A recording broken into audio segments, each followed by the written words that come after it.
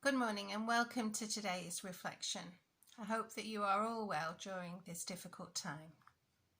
Our passage today is Luke chapter 9 verses 28 to 36. It's where Jesus reveals his glory to his disciples through the transfiguration. It's an assurance by God of Jesus' divine glory. There's so much to think on here, a blockbuster movie in the making. But Jesus is setting his face on a fixed purpose, towards Jerusalem, towards suffering, towards death on a cross. It is a turning point in Jesus' ministry. He withdrew to pray. He was seeking communion with God his Father through prayer, and he was transfigured. And Jesus decides to stay on the earth in human form, to face the suffering of the cross for humankind. We have so much here. We have prayer. In fact, Jesus prays more in Luke's gospel than in any other gospel. We have a mountaintop experience. We have divine presence, transfiguration. We have mention of Jerusalem, the opening and the finishing point of Luke's gospel. We have the voice of God and so much more richness. What I'd like to focus on today, however, is who Jesus was with. His three disciples, Peter, James and John, and Moses and Elijah, and what this reveals about the person of Jesus and his nature. I'll read the scripture first. About 8 days later, Jesus took Peter, John and James up on a mountain to pray. And as he was praying, the appearance of his face was transformed, and his clothes became dazzling white. Suddenly 2 men, Moses and Elijah, appeared and began talking with Jesus. They were glorious to see, and they were speaking about his exodus from this world, which was about to be fulfilled in Jerusalem. Peter and the others had fallen asleep. When they woke up, they saw Jesus' glory and the 2 men standing with him. As Moses and Elijah were starting to leave, Peter, not even knowing what he was saying, blurted out, "Master, it's wonderful for us to be here. Let's make 3 shelters as memorials, one for you, one for Moses, and one for Elijah." But even as he was saying this, a cloud overshadowed them, and terror gripped them as the cloud covered them. Then a voice from the cloud said, "This is my Son, my chosen one. Listen to him." When the voice finished, Jesus was there alone.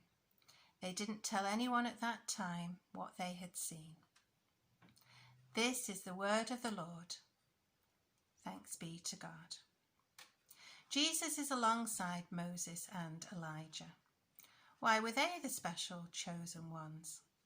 Well, they represented 2 separate aspects of Jesus' fulfillment, the law and the prophets. Remember, Moses not only led the exodus of the Israelites out of Egypt and across the Red Sea, the road to liberation and freedom, but he also received at Mount Sinai the 10 Commandments. He received the law. Moses was given the law of which Jesus is a fulfillment of. Elijah had a different role. He is a representative of all the prophets through whom God has spoken. Elijah defended the worship of the Hebrew God. He led a school of prophets, and God also performed many miracles through him. Elijah shows us that Jesus fulfills the prophecies of the Old Testament as the Messiah. Both also had unusual departures from this world, and they were expected to reappear at the end of time, which has parallels to Jesus' own mission and ministry. Why were Peter, James and John the special chosen ones? Well, they were close friends of Jesus. They represent friendship and relationship. Jesus is intimate with these disciples.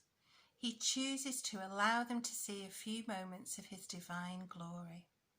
Peter, ever impulsive, wants to preserve this moment. He wishes to keep this heavenly company and build 3 shelters. But this was not to be.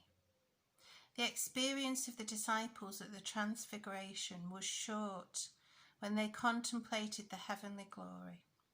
But although the heavenly vision soon disappeared from them, Jesus stayed with them.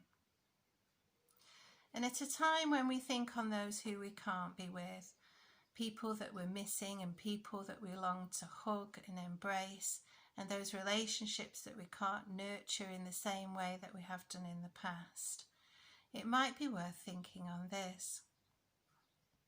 In the life of a spiritual believer, the most significant spiritual experiences can be the exception, and they can be of short duration, just like the experience of those disciples when witnessing the Transfiguration.